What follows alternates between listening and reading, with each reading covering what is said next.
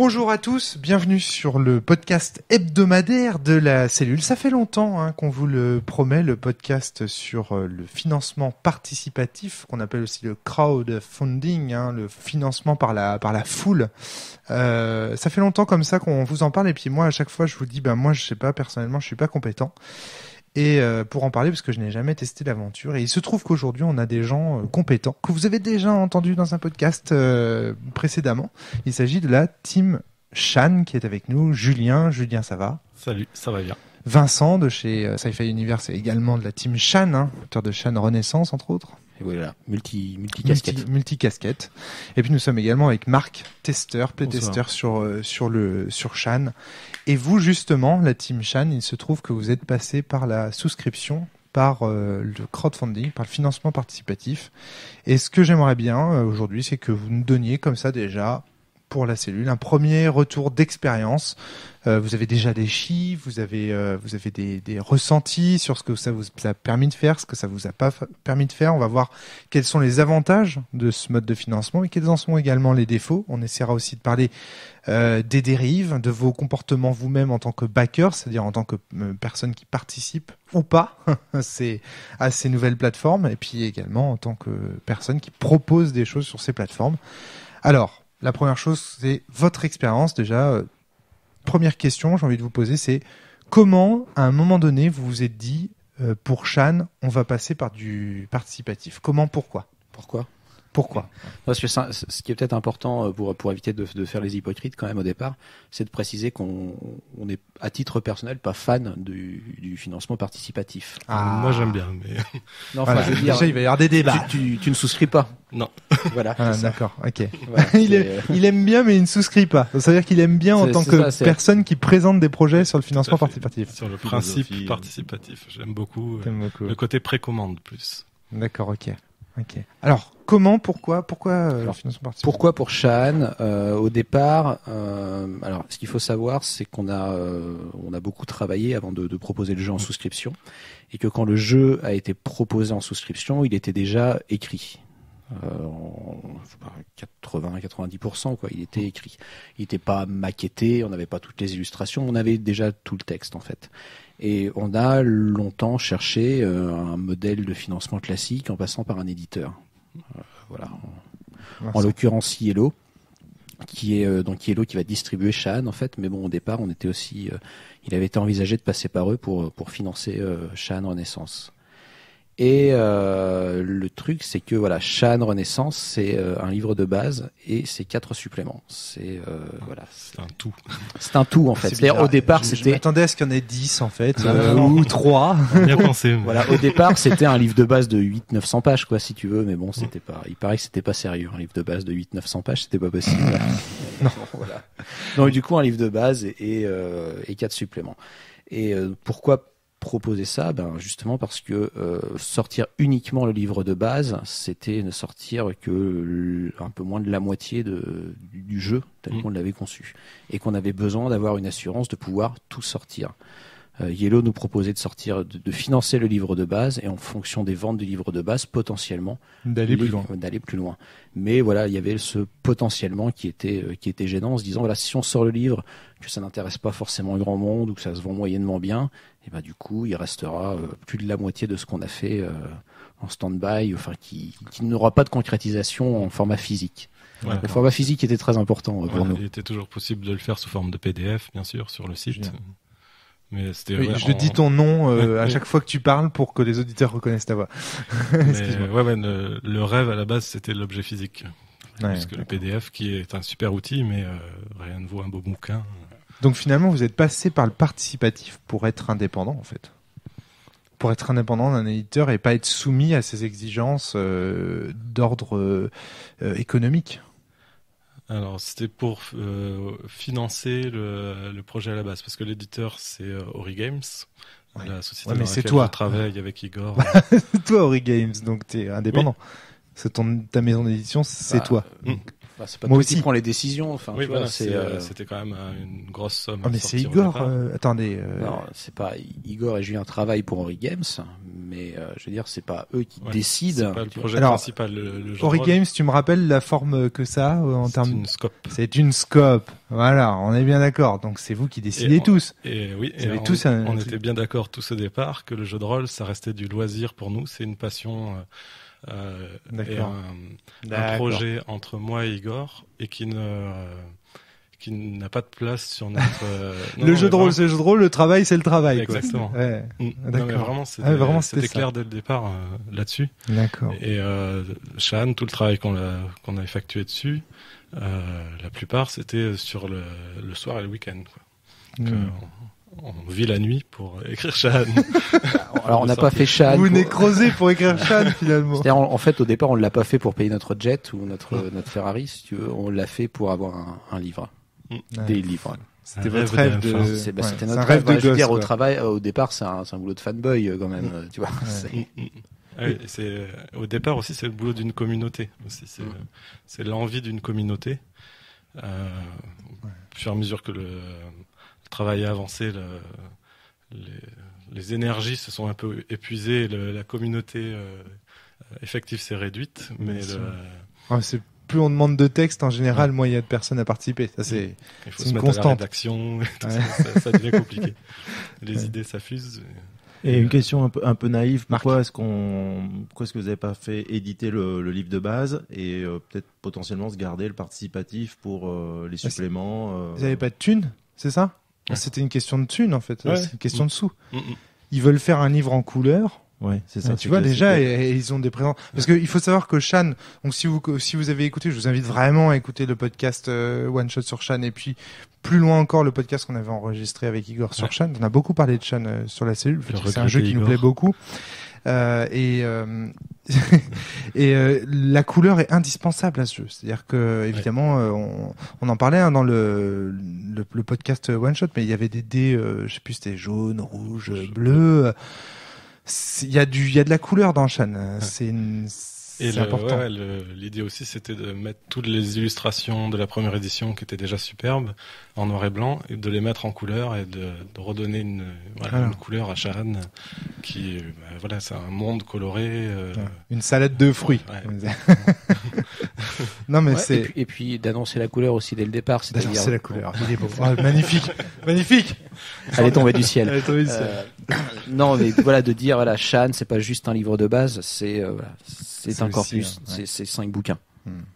Et donc la souscription pour récupérer de quoi financer le premier livre. De quoi financer la fabrication. Ouais. La gamme. De la gamme complète. Sur la gamme complète. Ah ouais, d'accord. Donc quand tu souscrivais à Shan, ou quand tu souscris, peut-être que c'est encore le cas. Non, c'est fini. Terminé. Ah bah c'est bien, comme ça on va vraiment pouvoir voir toutes les évolutions. Ça c'est très intéressant. Donc tu souscrivais pour tout, quoi. C'est ça. Ça devait être excessivement cher. Alors il y a plusieurs packs. Voilà. Alors justement, parlez-nous de ça. Alors, comment ça marche Déjà vous êtes allé chez qui comme alors, on est allé chez nous. C'est-à-dire qu'on n'est pas passé par une plateforme comme Ulule ou Kickstarter, qui sont les deux plateformes les plus connues. C'est Julien qui a programmé sur le site de Shan une plateforme de souscription, puisque ça nous permettait à nous d'oublier la participation d'Ulule, quoi. Déjà, de nommer le pourcentage que prend Ulule. Putain, c'est génial, vous avez créé votre... Et d'adapter aussi la souscription à ce qu'on voulait vraiment faire, et de pouvoir l'adapter aussi en fonction de ce que les souscripteurs voulaient. Parce que ça, on a eu toute totale liberté du coup là-dessus. Bien sûr, hein. On n'est pas les premiers à l'avoir fait. Black Book l'a fait sur son. A fait créer sa propre plateforme. C'est sur leur site internet que. Pavillon Noir et Polaris. C'est ça. Ouais. Donc le Polaris de Tessier, c'est ça et non pas de Ben Lehman. Il ne faut pas confondre parce que. Voilà, on parle souvent de Polaris de Ben Lehman, donc on essaie de. Polaris sous l'eau. Voilà, Polaris sous-marin. Ulule, Kickstarter, peut-être rappeler ce que c'est, qui veut se lancer. Alors, ce sont des plateformes de financement participatif, c'est-à-dire qu'ils proposent toute l'infrastructure sur Internet. C'est-à-dire que toi, tu déposes ton projet. Et les gens peuvent souscrire dessus. En fait. Alors c'est vrai qu'on n'a pas pris le soin de définir ce que c'était que le financement participatif. Mais c'est peut-être important parce qu'on sait jamais. Il y a peut-être des gens qui connaissent pas. Normalement, alors le financement participatif, tu proposes un projet. Je veux faire un salade projet, de fruits. un projet alors je sais plus comment ils définissent ça, d'intérêt collectif. Tu ne peux pas dire je vous propose de financer ma propre piscine. D'accord. Ok. Ça, je sais que sur Ulule c'est pas possible. Il y a forcément un intérêt, voilà.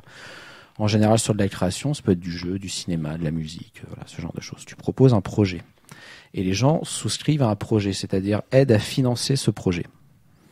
À la base du financement participatif, c'est ça, c'est-à-dire que tu aides à financer un projet. La contrepartie, qui est devenue aujourd'hui institutionnelle, à la base c'est quand même optionnel, c'est-à-dire que tu aides juste quoi, financièrement à ça.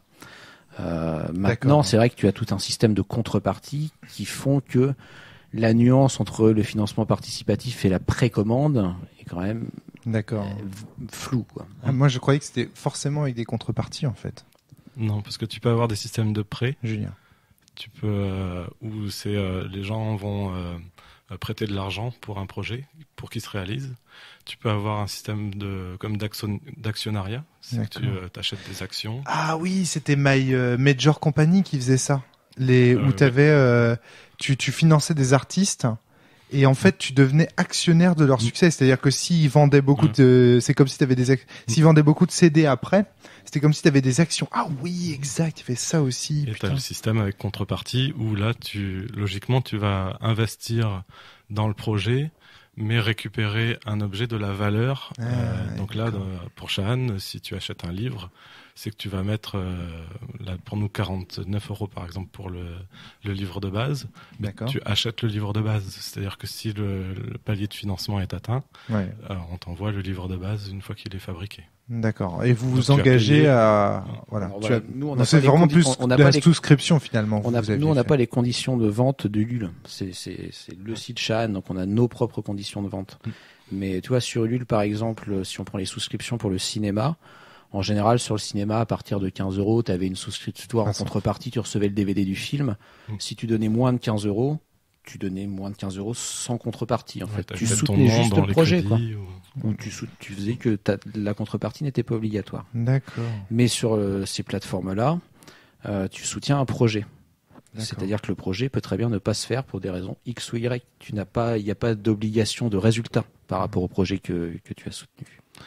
Donc eux, leur boulot, c'est de vérifier que ces projets sont crédibles et faisables, si tu veux. D'accord. Mais voilà.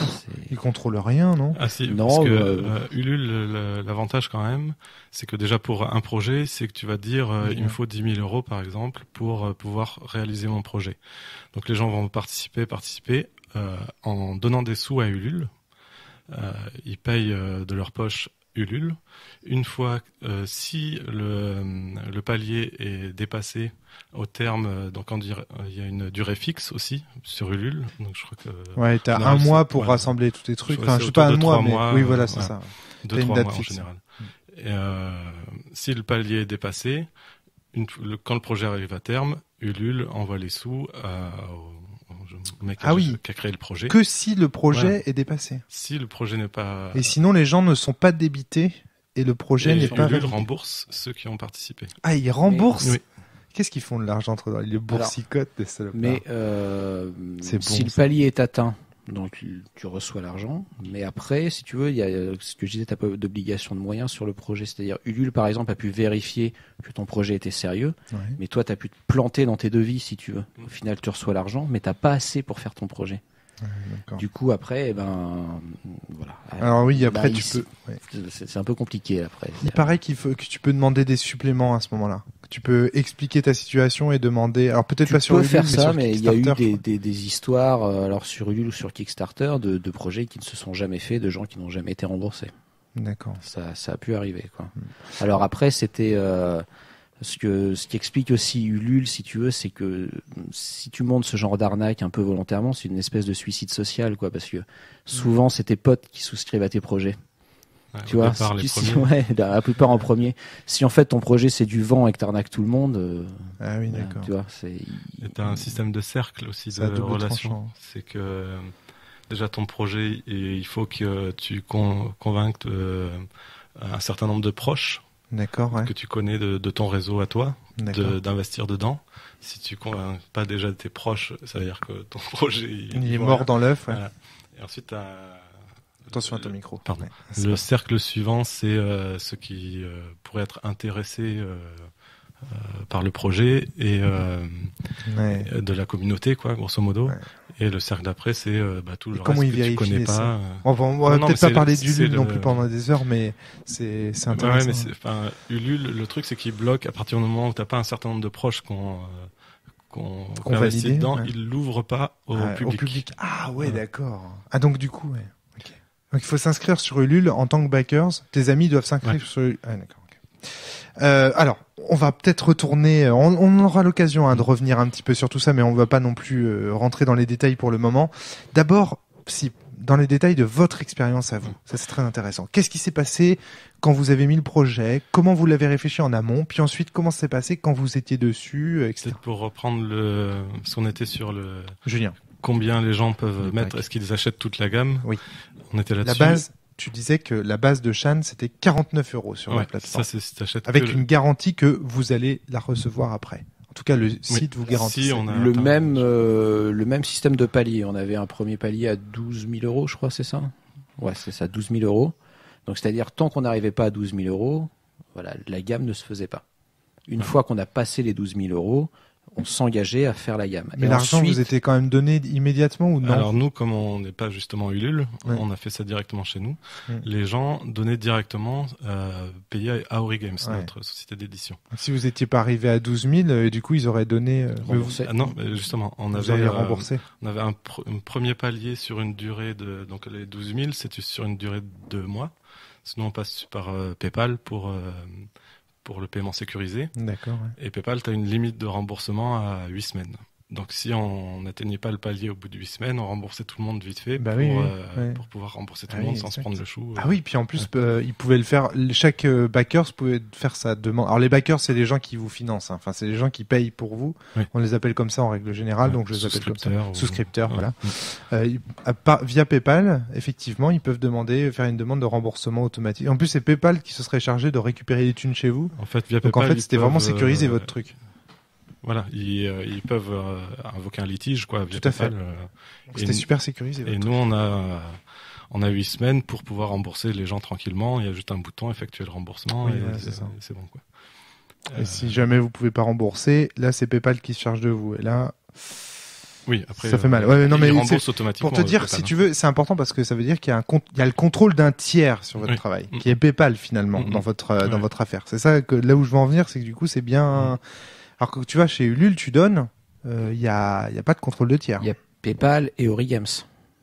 Tu vois, c'est pas nous à titre personnel, c'est pas moi à titre personnel, tu vois, qui à la rigueur, je peux te dire j'ai pas un rond, et puis si ça foire et que j'ai tout dépensé, j'ai tout dépensé. Oui, il y a quand même une structure, il y a un éditeur derrière. C'est vrai, j'avais oublié.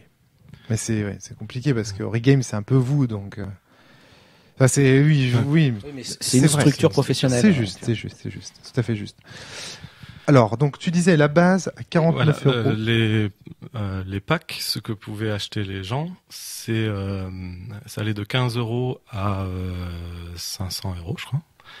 Le 15 €, tu achètes le PDF du livre de base.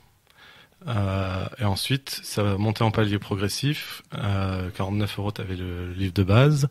Ensuite, tu pouvais acheter le livre de base plus tous les PDF de la gamme.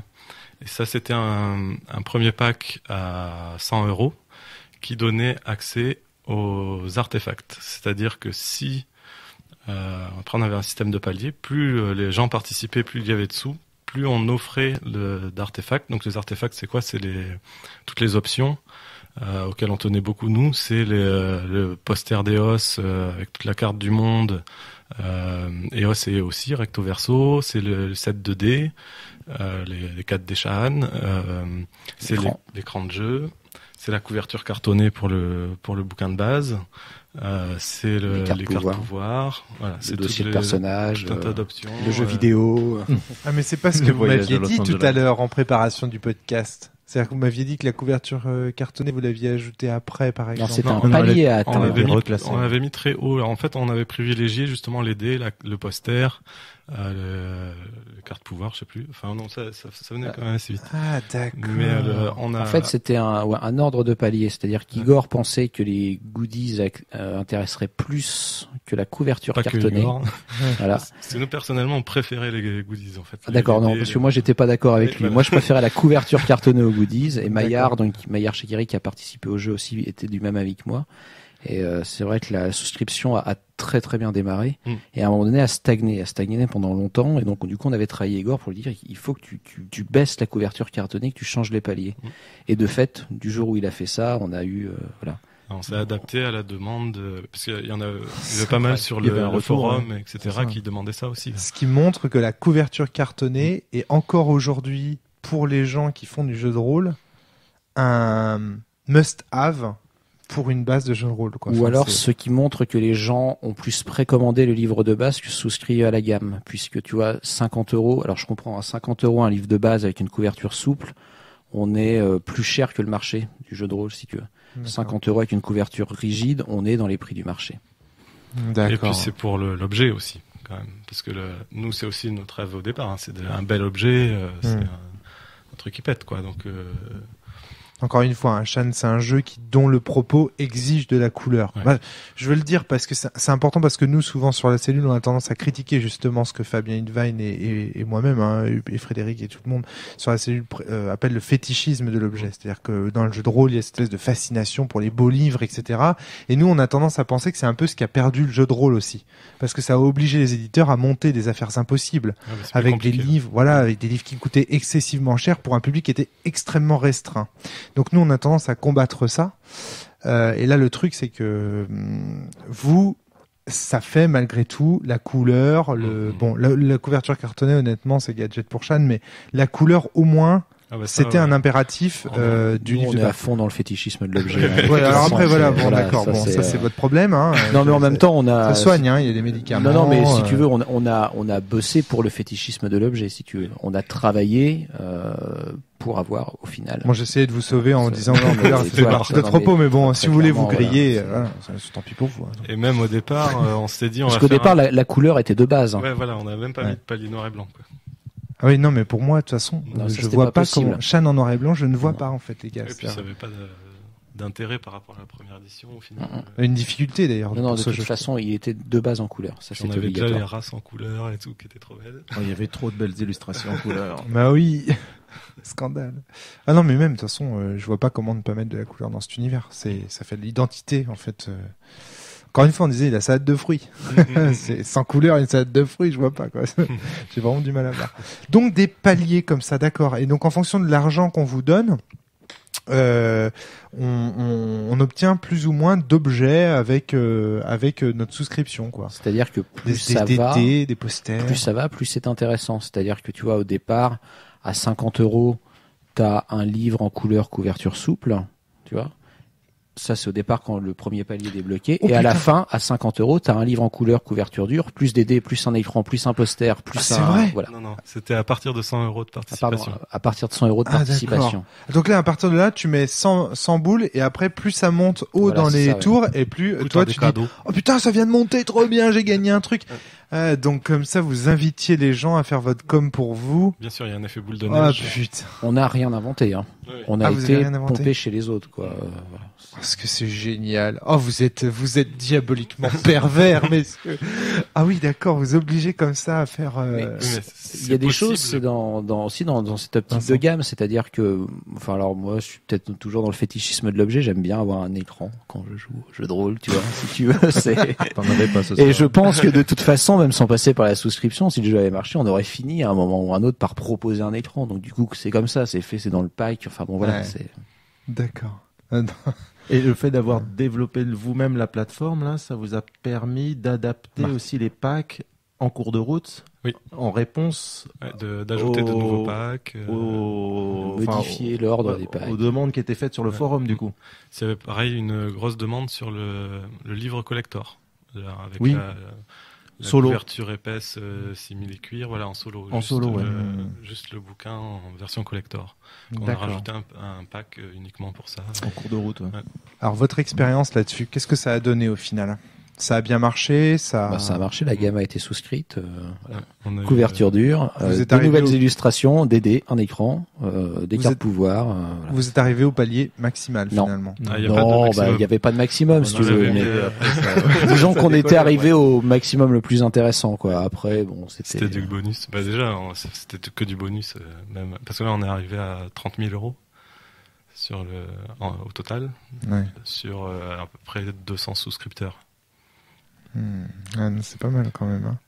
Et, Attends, ça fait une moyenne de combien par ça fait souscripteur? une moyenne assez élevée, autour de 150 euros. Et parce que beaucoup de gens ont pris Plusieurs parce que packs. c'était des packs qui correspondent au CAS, donc c'est des packs de l'érudit, c'était justement toute la gamme en physique.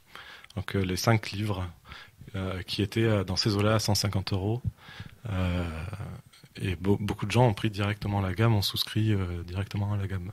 Ah d'accord, ok. Bah, c'est pour ça qu'il n'y a pas eu beaucoup de ventes de sens pendant cette période-là, parce qu'en fait les gens venaient donner leur argent chez vous. D'accord. Et C'est le truc, hein, c'est aussi comme ça se démocratise beaucoup chez beaucoup d'éditeurs, les souscriptions, si tu veux. Si tu commences à faire les souscriptions les uns en même temps que les autres, si tu veux, t'as une concurrence, quoi, vraiment, quoi. Ouais, Nous, on après, s'est retrouvés un peu tout seul à ce moment-là Moi, à je faire une miserais- souscription. Moi, je miserais plutôt sur l'inverse, sur l'effet d'entraînement, c'est-à-dire que tu fais une souscription, allez tiens, je vais en faire une autre, je suis plus à ça près. C'est comme un grand magasin. Alors Quand attention, tu vas dans le grand magasin, t'es tenté par plein d'objets auxquels t'aurais pas pensé s'il n'y avait Ouais, pas mais été. attention, c'est pas des petites sommes, hein, c'est pas des souscriptions à 30-40 euros, tu vois. Là, on a une moyenne à 150, tu vois, ça commence à.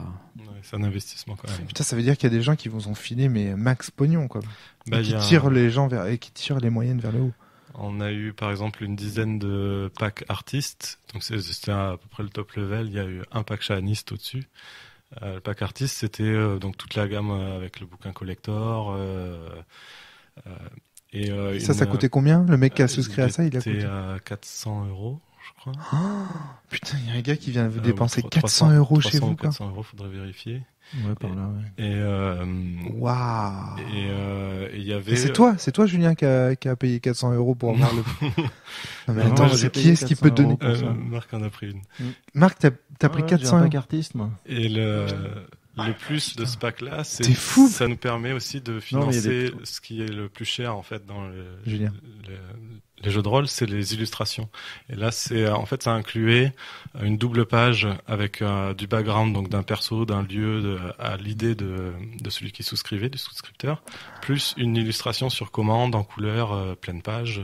Ah d'accord, donc là il y a carrément un illustrateur, Marc, Il y a qui un a peu bossé payé, pour toi, voilà. qui a fait ton perso. Potentiellement, oui, tout à fait. Hein. Pour l'instant, c'est pas, hein, parce que D'accord. C'est toujours en cours, mais c'est en cours, mais, ouais. ce sera son perso test justement Voilà. de la campagne. ouais, avec voilà, illustration et texte, voilà. Il y a un côté putain. participatif. Voilà, c'est vraiment le truc du fétichisme de l'objet puissance max, parce que du coup t'as un truc qui est uniquement pour toi. tu Oui, vois, mais moi c'était surtout aussi c'était un soutien, un projet pour un qui me plaisait personnel, beaucoup, parce que beaucoup. c'est Julien. Mais c'est voilà, quelque chose aussi. que tu trouves beaucoup dans les financements participatifs, tu vois. De mémoire, il me semble, la souscription pour Pendragon, il me semble, ou un des suppléments Pendragon, tu devais avoir une reproduction d'Excalibur proposée dans les paliers maximum, qui avait été prise, achetée par quelqu'un, Putain, c'est ouf comme truc. le goodies. Système de bague, non aussi, avec, les lames Attention à ton cardinales. micro, Julien. Non, les lames du cardinal, ça avait été des précommandes. Ah oui. Mais c'est- t'as c'est le souvent principe. des goodies comme ça qui sont C'est impressionnant. ce qui intéresse. C'est Impressionnant. ouais, c'est ça. C'est pourquoi plus acheter en souscription qu'en boutique, parce qu'en souscription tu as du goodies. C'est impressionnant. Le Je suis fétichisme de l'objet là du coup. Hein. Ah ouais, T'es non, mais vraiment plein la plein gueule. dedans, quoi. C'est-à-dire Ouais. que là, Ouais, mais là, on a aussi Julien. quand même eu beaucoup le côté, justement, comme marque de soutien à un projet vraiment. ouais, beaucoup de potes aussi à vous Ouais. qui ont fait l'effort de vous donner Mm. des sous pour récompenser une passion que vous avez depuis des années, quoi. Parce que dans la courbe des Pas que des participants. potes. Hein. Oui, oui, Il y a pas que vraiment potes, des c'est gens sûr. qu'on ne connaissait pas et qu'on Ouais. a après Ah non, non, mais j'en doute connus pas, sur le de toute façon. forum officiel qui étaient voilà, qui soutenaient le projet quoi. Bien sûr. Mais si on regarde la courbe des participations, il y a beaucoup de gens qui participent au début. Donc là, c'est plutôt les proches, les gens qu'on connaît ou qui suivent le projet, les membres de la communauté. Il y a une grosse stagnation après pendant un moment. Et en général, ça monte en flèche sur la fin. Et là, on a eu un finish de malade, mais c'est souvent sur les souscriptions. Hein. Parce que vous étiez donné combien de temps pour tout ça? 3 mois. 3 mois, ouais. Donc il y avait la barrière des 2 mois pour passer le premier palier, et après ça passait à 3 mois. Pourquoi tu penses qu'il y a eu un fini sur la fin? Ça... Parce qu'il y a eu enfin, je veux dire, les derniers jours, c'était c'est des milliers d'euros. Les gens se décident au dernier moment. Voilà, en fait, si hein. attendre le dernier moment pour voir si c'est intéressant aussi, si justement il va y avoir des goodies, des machins. Je sais pas, c'est les derniers jours, c'est peut-être 7-8 000 euros en 2-3 jours. C'est même quoi. genre 10 000. Ouais, c'est ça. 10 000 sur la fin, ouais. En 3 jours, 3-4 jours. Alors en tout, ça vous avait permis de gagner combien? 30 000. Ça veut dire qu'il y a... Attendez. Putain, mais vous me faites... C'est quoi ces chiffres de fou? Il y a à peu près un Il y a tiers. 30% des gens... Il y a 33% des gens qui se décident au dernier moment, au final. 33% de l'argent que vous avez récupéré, Oui, parce que vous l'avez récupéré dans les 3 derniers jours de la plus souscription. ça va, plus c'est intéressant. Oui. Putain, c'est impressionnant. Et Quoi. c'est la même chose sur les ventes aux enchères, ou genre sur eBay ou des trucs comme ça. Oui, c'est vrai, tu me diras, C'est, je suis bête. Genre t'as le dernier moment pour. Ah ouais, tout à fait. Enfin, là c'est pas le même principe, mais quand même ils voient jusqu'où va le projet. Je pense ils observent pendant la durée de la souscription, et à la fin ils se disent bon bah allez c'est parti. Il y a des périodes plus ou moins propices, tu vois. T'as plus de souscriptions en fin de mois avec la paye T'as des qu'en milieu de mois, quoi. Oh, ça c'est pareil dans la vente sur internet. Ouais, aussi, hein, ouais. je constate. C'est impressionnant ce retour, vraiment. D'accord, ok. 30 000 euros au final récupérés. Et avec ces 30 000 euros, vous avez pour mission de réaliser quoi? Donc 5 livres, un livre de base, 4 suppléments, c'est ça. Ouais. Un écran, des cartes, des dés, Alors un attends, poster. tu répètes. 5 livres, il y a combien d'exemplaires à peu? Vous savez à peu près, hein, c'est pas non plus nécessaire de me donner des chiffres très précis, mais attends, ça fait 5 livres, un poster. 250 souscripteurs. Ouais, ça doit être 1250. Vous savez exactement combien de chaque vous devez faire ou pas? Ou là, vu de pif comme ça, je crois que c'est ça, 250. 250 autour bouquins de 200, je dirais. 250 chaque. bouquins, combien de posters à peu près? À peu près pareil, je crois. Ouais, d'accord. Ah oui, parce les que... goodies, c'est à peu près pareil, ouais. Parce que... Attendez, mais ça me fait marrer. C'est-à-dire qu'en fait, si on réfléchit bien... Parce que alors, si tu veux, Putain, c'est une chose qu'on n'a pas dit. Je commence à comprendre. Tu avais un pacte avec des artefacts, donc tu les avais gratuitement, d'accord. Si tu avais commandé pour moins de 100 euros, les goodies, tu pouvais les acheter. Oui. C'est-à-dire que tu pouvais ajouter à ton panier, alors je sais plus à combien étaient les dés, par exemple. C'était Parce que seuls les dés t'intéressaient. Ou... Voilà, si tu D'accord. n'étais intéressé que par les dés, que par l'écran, tu pouvais l'acheter à l'unité, si tu veux. Si Ah oui, tu avais d'accord, dépensé moins de 100 euros à la base. Les dés, c'est ce qui s'est le plus vendu Ouais, donc, en à fait- l'unité. Sans rire. D'accord, ok. Ouais, donc en fait, vous aviez une possibilité de combiner en fait toutes les propositions. D'accord. Mais ce qu'on voit en fait, c'est qu'au final, si je reprends vos chiffres et si j'essaye de les analyser, je m'aperçois finalement que les gens n'ont acheté que du collector. Alors ça a quel sens si tout le monde est collector, plus personne ne l'est? Non, C'est un non. petit peu comme dans La les plupart ont acheté la indestructibles. gamme en normal. La gamme en normal, d'accord. ok. Il y a eu quelques collectors, mais la plupart, c'est la gamme en normal. La gamme en normal. Mais Ouais. par contre, la base, c'est vraiment la gamme en normal, quoi. Finalement, le PDF, c'est pas très bien vendu. Alors, le PDF, ouais, on nous a pas mal reproché de les vendre. Parce qu'en général, les gens les offrent avec le bouquin. Sauf que nous, on veut pouvoir vendre par la suite sur notre boutique les PDF seuls à l'unité, que les gens puissent acheter juste un PDF. Et ça, Ça plaît pas, ça. De vendre des PDF sur Internet, c'est Ouais. chaud, hein. Oui, Ouais. mais Ça, c'est chaud. au-delà de ça, t'as pas le droit, normalement, de d'offrir un PDF que tu vas vendre par la suite. T'as une histoire que tu peux pas faire plus de 5% de remise, un truc comme ça, Ah oui, d'accord. sur le prix d'un livre. Exact. Oui, oui, tout à fait. Il y a le prix fixe du livre qui te contraint. Ah oui, d'accord. Ce qui considère la juridiction française considère que le PDF est un livre. Ça, c'est intéressant. Ouais, ça a pas mal évolué là-dessus. Ouais. Ah d'accord, ok. On Ouais, s'est ça, je savais renseigné pas. justement, et après, il se trouve que... Donc si tu as déjà donné ton PDF, tu peux plus le vendre après. Voilà.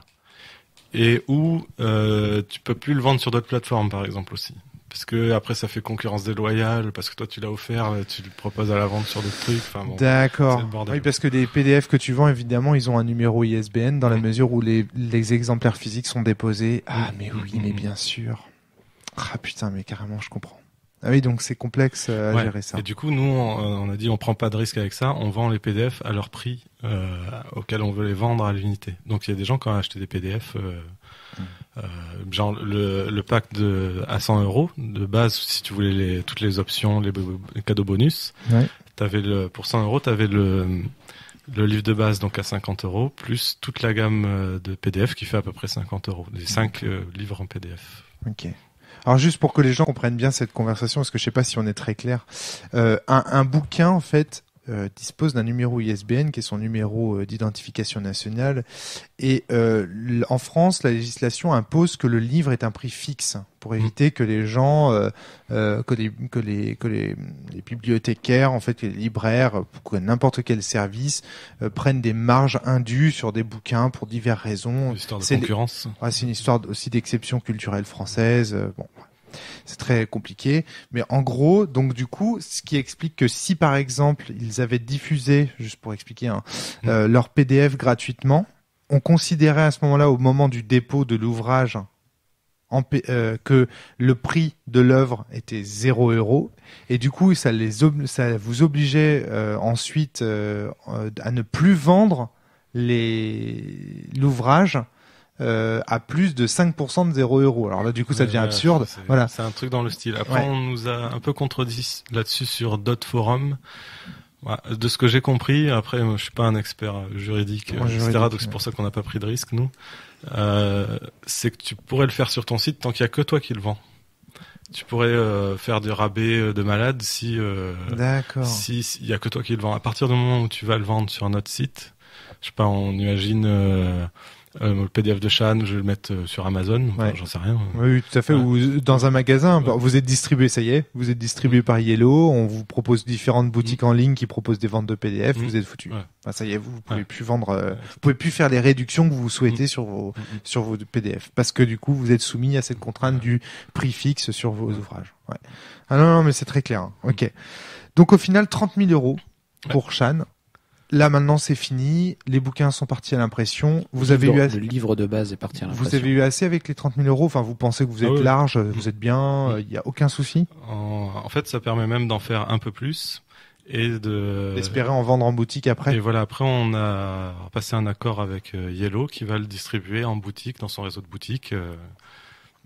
Voilà, il sera présent. Donc si le bouche à oreille est bon, si les backers sont contents, les souscripteurs sont contents, ils font jouer à Shan. Vous avez quand même 200 exemplaires qui se baladent, potentiellement 250 tables avec des MJ.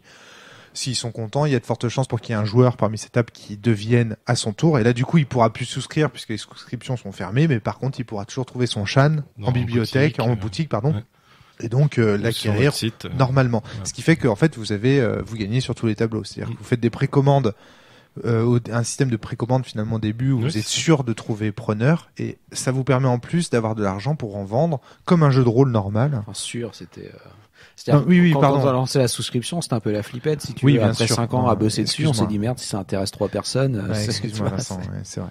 C'est plutôt le soulagement. Oui, d'accord. Victoire. C'est vrai. Ça intéresse encore d'autres gens. Donc au final, il y a ce stress de la souscription. Honnêtement, Vincent, allez, vous auriez pas atteint la souscription et tout. Vous auriez pas tenté quand même de le faire autrement. Autrement, oui, c'est sûr. On aurait cherché un autre biais pour le faire. Oui, ce n'aurait pas été l'idéal, mais ça aurait été plus compliqué.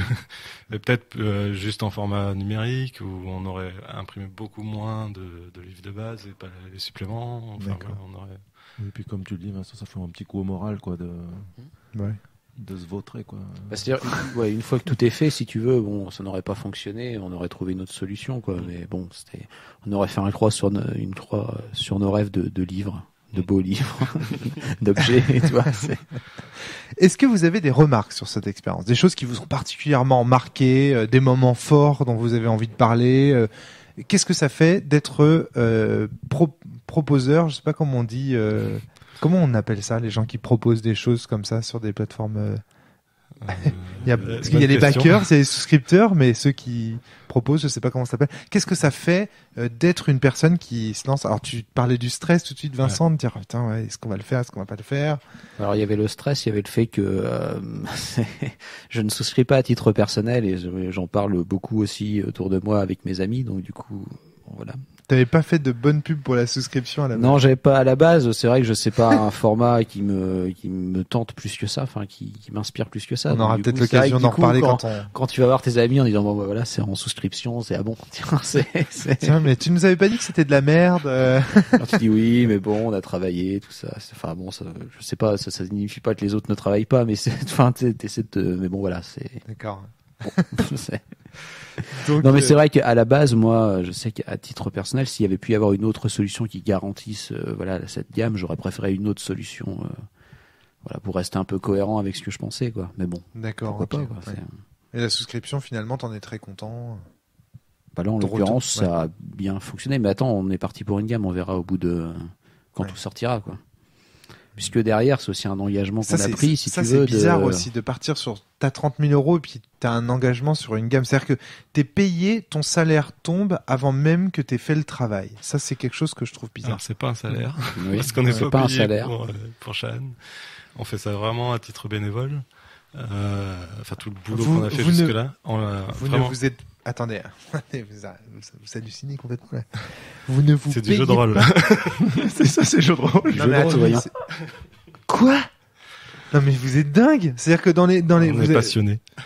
C'est Shan. Oh là là là là. Ah non, c'est une erreur, non? Vous croyez pas? Ah non, non, Vous- non. à les aucun sous, moment, les vous sous, pensez- ça a toujours été pour imprimer les bouquins, fabriquer les dés. Ah, c'est très Les idéaliste et tout, mais quand même, enfin. Ah non, Il faut non, vous c'était payer clair quand même. dès le début. En fait, on va Ah, être c'était payé clair dès le en, début que vos salaires n'étaient pas contenus dans. on va être payé en droit d'auteur. D'accord. C'est-à-dire sur les bouquins qui seront vendus après en boutique et c'est tout. Sur tous les bouquins qui vont être vendus, même ceux de la souscription. Ah bah oui, donc quand même, vous touchez des droits d'auteur quand même, vous serez Ouais, payé. pour l'instant, non. Ah oui, pour l'instant Pour non. l'instant, non. Il faut savoir que, Ah oui. comme on tenait d'accord. aussi à ce que le livre soit en boutique, donc on est passé par Yellow, qui prend beaucoup. D'accord. Enfin voilà, je veux dire. C'est un distributeur qui est très gourmand. Enfin, c'est Non, un, non, c'est non, un distributeur. Non, mais c'est un C'est un distributeur. C'est un distributeur. Ouais. Ça Au ça départ, réduit ils aussi étaient- sur la marge et donc sur les droits d'auteur possibles. Hein. C'est Bon, vous Non, avez des chiffres. Les droits d'auteur, c'est fixe. C'est 15%, je crois, en tout. D'accord. Euh, Donc si vous êtes 5, vous partagez 15% de la base. Ouais. 15% de 50, ça fait quoi? Je sais pas, vous avez calculé. bah, ça fait 7,50. Donc tu vois, d'accord. Hein. Vous êtes combien d'auteurs? 3? 3. Igor, Julien et Vincent. Maillard, tu parlais de Maillard tout à l'heure, il Il a écrit quelques parties de l'Atlas et surtout le scénario de l'écran qui sera avec D'accord. l'écran. Donc là, on lui paye le travail, il est scénario, contractuel, si ouais, j'ose dire, ouais. dans le truc. Il n'est pas vraiment auteur, il est plutôt contractuel. Il paye le scénario. Quoi. D'accord, ok. Plutôt payé comme un pigiste. Et au départ, il l'a fait de manière bénévole. On peut le payer uniquement parce que ça a marché. Parce que ça a et marché, voilà. d'accord, ok. Mais à la base, lui... Il comptait pas payer. Et donc, Yellow, tu disais... alors, tous les distributeurs, en fait, hein, ils prennent Alors, quoi sur... je sais pas exactement, mais ce qu'il faut bien savoir, c'est que la souscription, c'est aussi de la vente directe. Si tu Oui. t'as pas de marge boutique, tu payes pas de distributeur. C'est directement de l'éditeur au client, quoi, si tu veux. La marge qui est dégagée est plus importante aussi. C'est ce que je disais quand je disais que ça vous permet d'être indépendant aussi. Oui, mais nous aussi, on avait cette volonté de voir le livre distribué dans les boutiques spécialisées. On aurait pu se dire, ok, voilà, on a une souscription, on en a vendu 250, c'est bien. On s'arrête là. On s'arrête là. Voilà, on en tire peut-être 500. Et le puis reste, vend on le garde uniquement, pour nous, quoi. uniquement sur notre site internet. Mais voilà, c'était, il y avait aussi une volonté, de faire renaître le jeu, mais. Vous aviez une offre de souscription d'ailleurs pour les boutiques dédiées. Ça a Oui. marché ça? Il y a une boutique hein, Il qui y a. a Philibert, pour citer un nom, Mm. et Troll de jeu, mais surtout Philibert qui a vachement participé. Mais c'est tout 2 boutiques sur 200 participants. Quoi. Enfin moi, pour avoir discuté avec des gens en boutique, il y a aussi une question de principe. Il y en Oui, a beaucoup qui ne bien sûr. souscrivent pas parce que c'est pas dans leur intérêt que la souscription se développe, si tu veux, vu que c'est de la vente directe Forcément. de l'éditeur au Parce qu'ils ont des consommateur. prix intéressants quand même. C'est D'accord. plus parce qu'ils considèrent que c'est pas à eux de financer les gammes justement, et Ouais, d'accord. eux ils sont vite. Intéressant, on voit qu'il y a aussi des conflits de pouvoir sur les marges et tout, qu'il y a des enjeux. Mais Yellow, juste rapidement, j'ai pas réussi à vous soutirer l'info. Alors, Ça moi prend je combien sais pas les Moi, je l'ai pourcentages, pas, mais l'info. c'est juste qu'ils étaient gourmands à partir du moment où ils finançaient la gamme, ou le bouquin de base. À partir du moment où on a eu les sous, nous, pour juste la distribution, et qui s'occupe de la partie distribution, là, moi, par exemple, je veux faire distribuer Sens, par exemple, en boutique. Je vais chez Yellow, je leur dis, salut, je suis indépendant, je veux faire distribution. Comment ça se passe concrètement? Je sais pas. Moi, je sais qu'Yellow, pour avoir discuté avec certaines personnes, ils distribuent pas tout et n'importe quoi.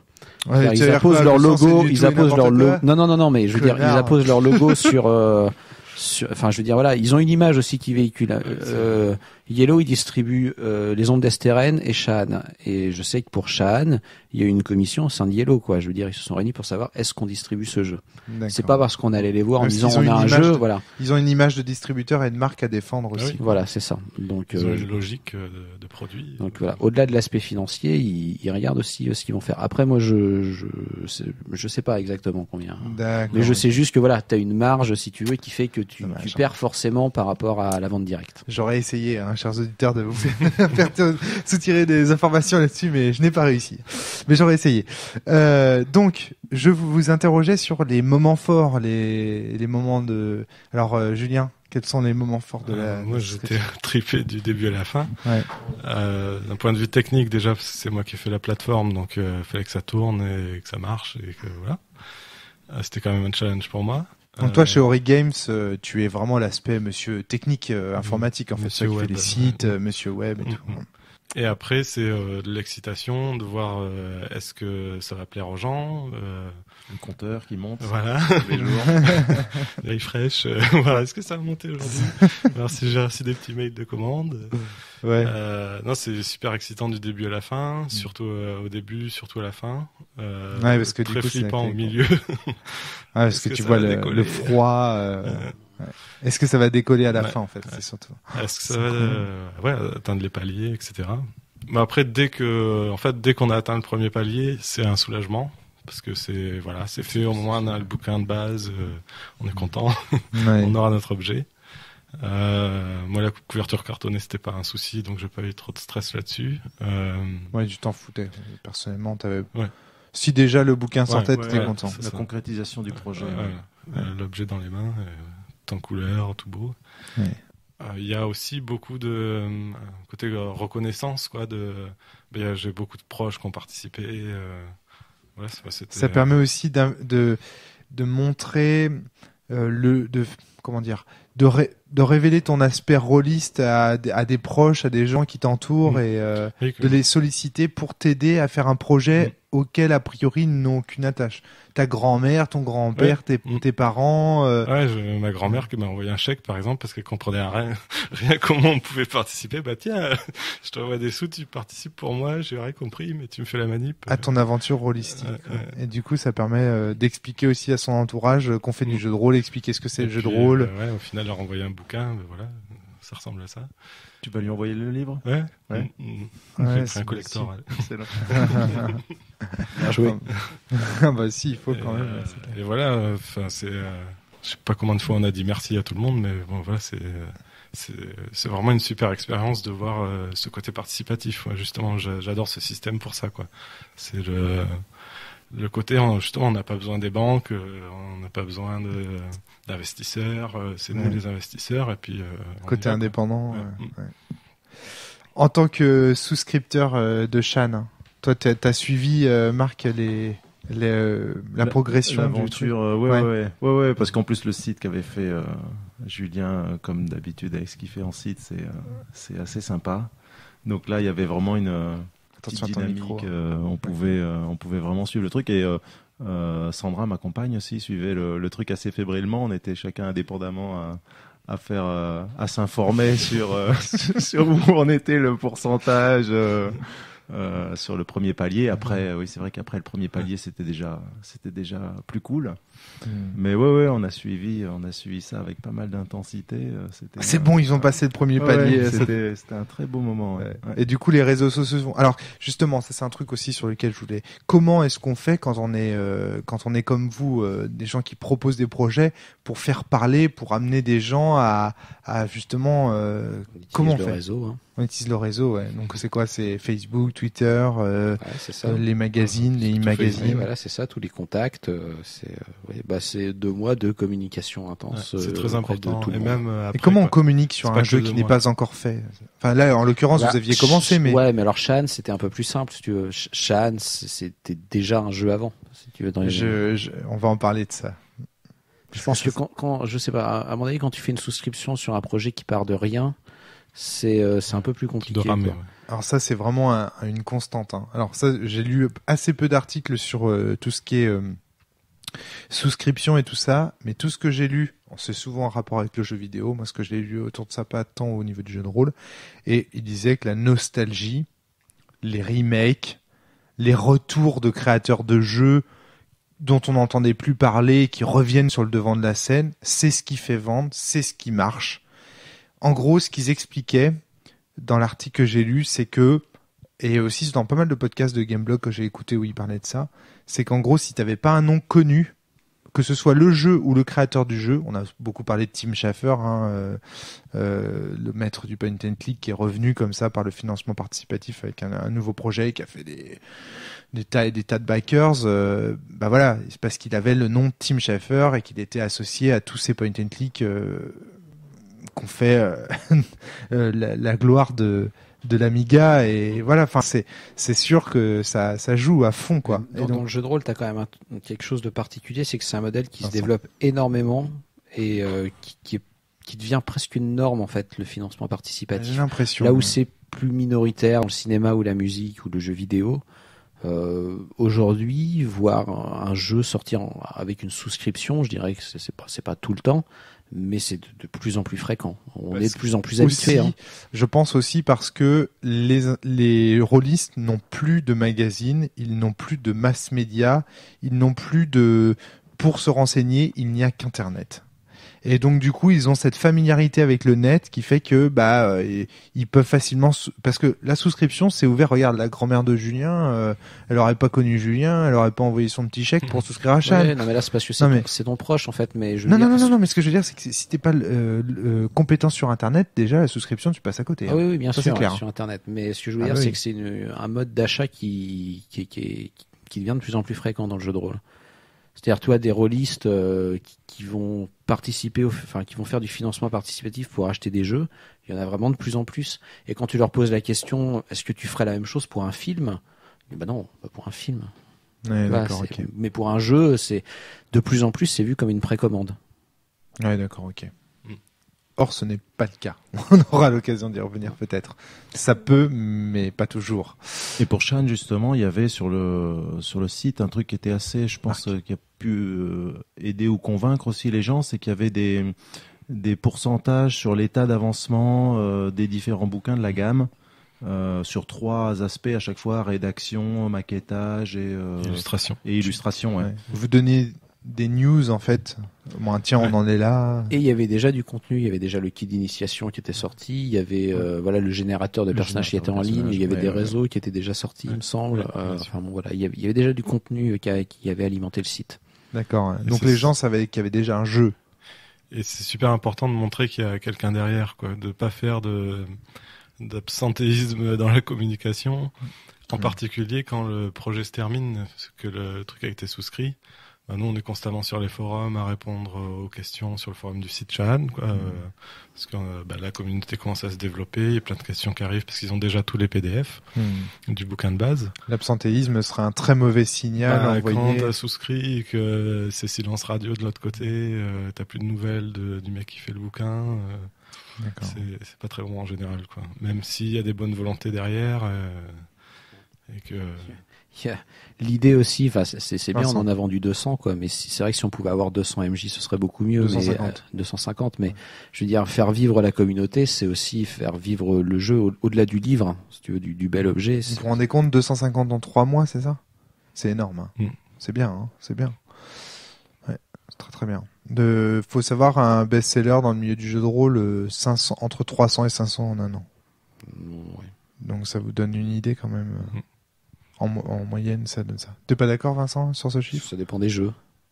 Ouais.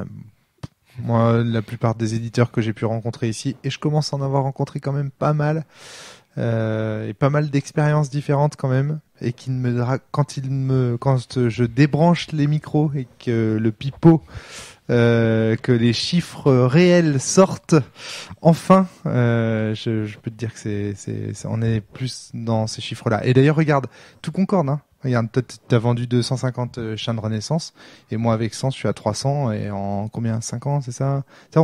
Les chiffres, et là, tu vois, ça commence à stagner. On est gentiment autour entre 300 et 500, hein, et j'entends rarement des gens débarquer en disant, moi, j'ai la preuve que j'ai vendu. Regarde, il y a pas si longtemps, Lionel Gindra faisait un rapport sur Romance érotique qui a bien été distribué, un jeu de cul en plus, donc ça marche bien. Enfin, tu vois, a priori, le sexe, c'est un sujet toujours assez vendeur. Il en a vendu 450.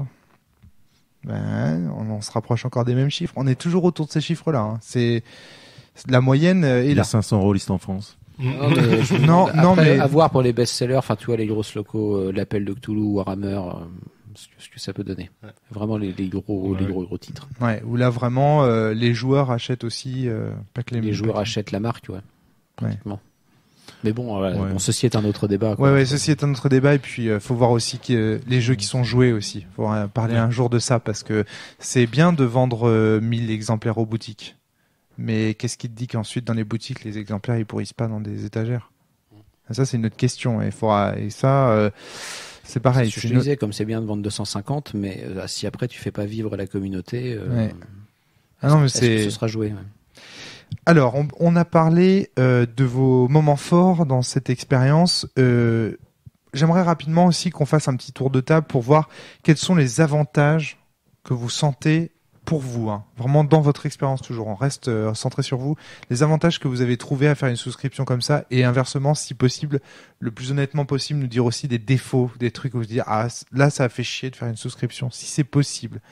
J'ai l'impression que vous n'y voyez que des avantages. Moi, j'ai à peu près déjà dit les avantages, je pense, le fait de justement d'être indépendant et de. Il n'y a pas un petit côté proximité aussi avec son lectorat ça rentre dans l'indépendance, selon toi? D'accord. Ok, très bien. Oui. Enfin, de toute façon, nous, tout est parti de la communauté. Donc, pour nous, on sera content si la communauté vit et que justement le jeu est joué, qu'on nous pose plein de questions, qu'on y répond, qu'on discute de Shane sur le forum. Ouais. Parce que vous, en fait, c'est ça que vous aimez, c'est parler de passion. Et puis, voilà. Très bien. Donc ça, c'est vraiment le côté positif pour toi. C'est ce côté, on est obligé d'échanger, obligé d'être proche des gens, obligé de... Et le côté négatif, c'est éventuellement, on est obligé de se mettre en danger, du coup. Parce que c'est pas un tiers qui va investir pour soi, qui va prendre les risques, c'est toi qui vas te mettre face. Beaucoup de boulot, peut-être aussi, beaucoup de travail, beaucoup d'investissement personnel. Ça, c'est pas un souci. Enfin, toi, à partir du moment où tu fais pour la passion. Voilà, c'est ça. À partir du moment où t'es passionné, ça devient moins un souci, mais tu fais pour toi, de toute façon. Donc, voilà. À la base, tout ce projet-là, je l'ai fait d'abord parce que j'adorais la communauté. Ensuite, parce que je voulais un livre et je voulais aller au bout de ce projet-là. Et après, plus tard, parce que j'ai rencontré Igor, qui est une personne fabuleuse, et puis que voilà, les échanges avec lui, c'est juste magnifique, quoi. Vincent, même question. Les avantages, ça a permis de financer la gamme et pas que le livre de base. Les inconvénients, je sais pas qui a aidé le projet ou qui a précommandé le livre de base, en fait. Je me demande à quel niveau se trouve l'investissement quant au projet en général. Tu vas me dire, au niveau du résultat, c'est la même chose, on s'en fiche. Mais qu'est-ce que tu veux dire? C'est-à-dire au moment où les gens ont cliqué pour payer, est-ce qu'ils ont payé pour se dire j'aide à financer la gamme de Shane ou je précommande mon livre de base? Et mes PDF, quoi, potentiellement.